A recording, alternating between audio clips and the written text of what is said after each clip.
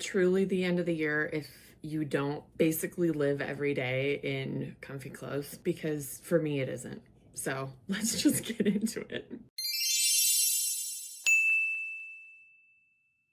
I know that a lot of you have not seen me on my channel in this capacity for a long time, but I know that a lot of you are new. So hello to everybody who is a new subscriber and new to my channel. My name is Ariel, and hopefully you stick around to see the rest of my journey as I kind of slowly come back to YouTube in more of a regular way. I'm not going to do a deep dive into where I've been, what's going on in my life right now, etc., because that's going to take a while, and I may make a separate video for that later on. Today, I want to go over a couple different things that I want to focus on doing in my spiritual practice and witchcraft in 2025. People have New Year resolutions all the time, but I haven't really ever done one specifically to my craft, and that's really what I want to do this year. I haven't updated you all with where my practice is super recently, so just to give you a quick overview,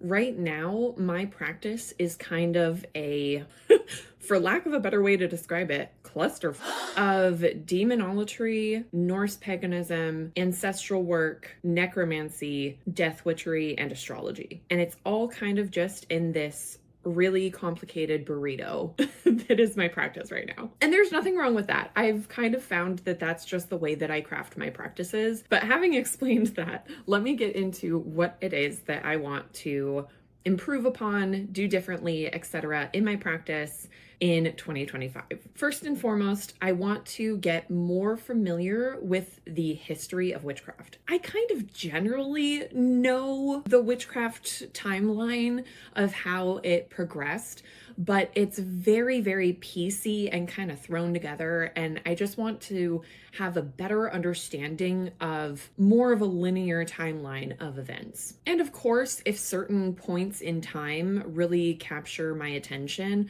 I'll explore those on a deeper level, but I just want to have more of a general understanding of the timeline of witchcraft. I feel like that is going to help me in my practice, because even if you think that you know it, I think it's important to kind of refresh every couple years. I feel like that just makes sense, and it helps us to kind of feel more settled in our practices in a lot of ways. The second thing that I want to do more of in 2025 in relation to my practice is be more familiar with more modalities of witchcraft. I have a Patreon where I share witchcraft tips and things like that, and I also have a Discord community of people from many different practices, and I want to become more familiar with some of the basics in those practices. I do want to learn more about the basics within closed practices such as voodoo and hoodoo and santeria and things like that, not because I want to practice them or anything like that, but just because I feel like knowing basics of a lot of different crafts is really helpful,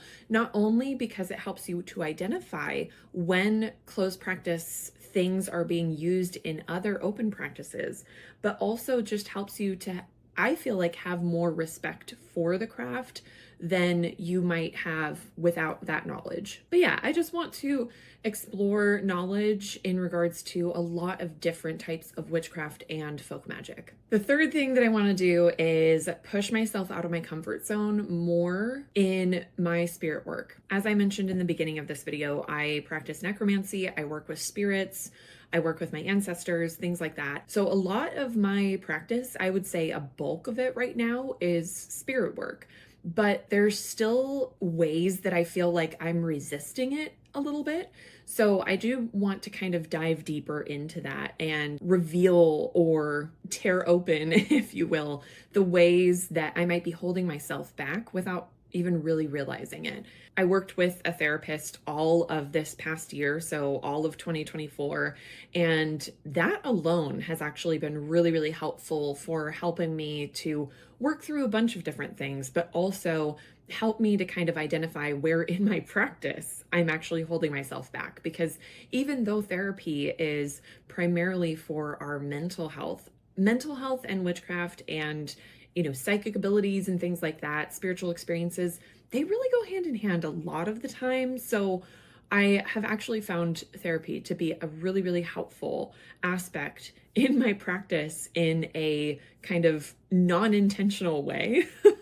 So I do think that that is also helpful. If you're ever looking for something to implement in your life that might be helpful in you understanding yourself better and understanding your craft better, therapy or counseling might be a good fit to try, because I know it doesn't work for everybody, so it's not going to be the best fit for everybody, but I have found it really, really helpful myself. I love therapy. I will always be an advocate for it. The fourth thing that I want to do more of in 2025, which makes me nervous and also excited, is doing more mediumship. It's in my headline, clairvoyant medium. I call myself a clairvoyant medium because I'm able to see spirits.